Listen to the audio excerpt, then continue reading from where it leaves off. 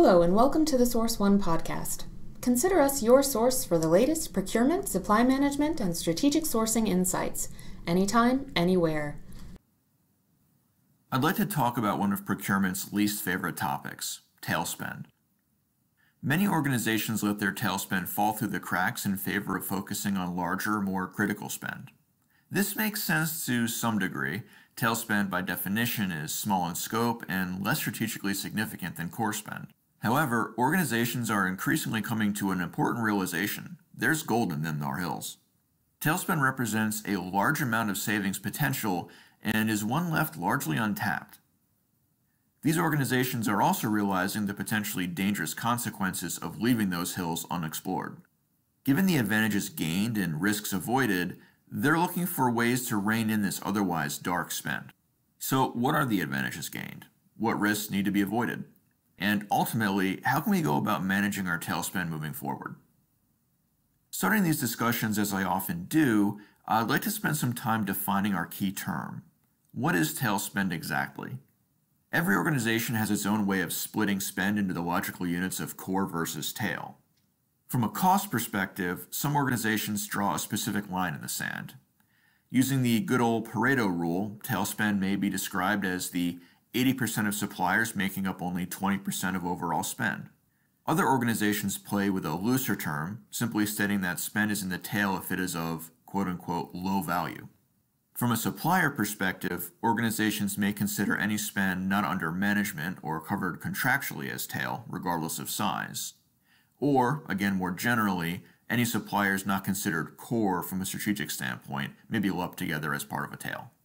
Categorically, tail spend can technically occur across a taxonomy. However, some organizations consider all indirect spend, as opposed to direct or cost of goods sold spend, as tail. So which definition is best? Well, there's really no right answer. Organizations adopt the definition that best suits them, based largely on their industry, goals, and how they conduct business. At the end of the day, I don't want to dwell here too long. Why? Because I'm only concerned with one key point that all of these definitions invariably lead to. Regardless of the method used to sort spend into that tail bucket, it'll go largely ignored once it lands there. So, tail spend. Why should you care? Regardless of how we define tail spend, there are a few reasons we should care about it. Some are carrots, others are sticks. All of them should be given at least a little consideration on the road to deciding if we need to spend more time worrying about our tail. Let's start with one of the carrots, and for the sake of argument, stick to our Pareto definition of tail spend. Even if 20% of spend is small in the relative sense, it can still be a huge amount in terms of absolute dollars. The metric we want to worry about here is ROI. If there are strategies that could net us a win here quickly and with low investment, the ROI may justify the initiative even for small dollars. One of the hallmarks of tail spend is poor classification and visibility. Consider any standard industrial supplies agreement you may have in place today. You may have free shipping, net 30 terms, 20% discount on selected spend categories, and a 10% base discount across the board on remaining spend. Not bad, but also not relevant to the ad hoc purchases made on the corporate card during local trips to Home Depot. Consolidating Home Depot tail spend will not only immediately lead to savings in this case, it could also give us the leverage we need to establish a deeper discount structure. This last point directly leads to our first negative stick consequence. Plenty of discount agreements follow a tiered structure.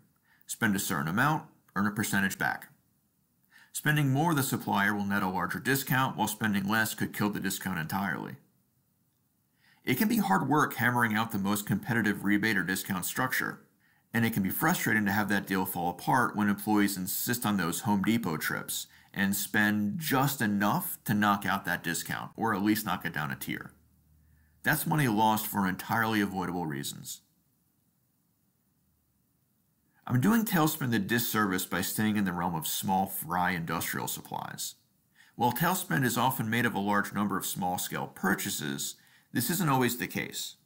Our tail spend may include some relatively big-ticket items that are infrequently purchased. In situations like this, odds are good that procurement doesn't have a deep knowledge base or expertise in that spends category. When this is the case, scopes have a habit of creeping and costs have a habit of ballooning. Left unchecked, that tail spend will push its way into the critical spend spotlight soon enough, potentially catching procurement off guard. Here's an oldie but goodie, those IT maintenance agreements that allow for price increases of up to 15% annually. Years may go by as that 15% mark gets hit over and over again without procurement ever noticing. Hey, it's tail spend, right? We're left with egg on our collective faces, though, when management demands to know why that spend doubled, and we don't even recall inking the deal. As with all things strategic sourcing, managing tail spend requires an investment.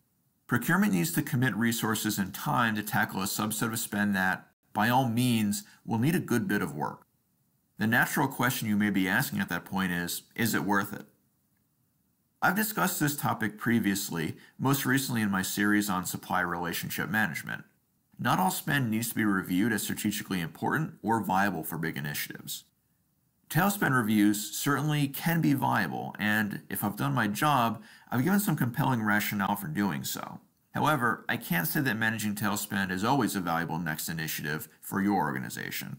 That depends entirely on what other initiatives are slated and how much of a project this tail spend management initiative will be from a time and resource perspective. You've been listening to the Source One podcast. For more strategic sourcing and procurement insights every day, visit our blog, The Strategic Sorcerer. Want to provide feedback or suggest a topic for a future episode? Let us know at prrequest@sourceoneinc.com. Thanks for listening.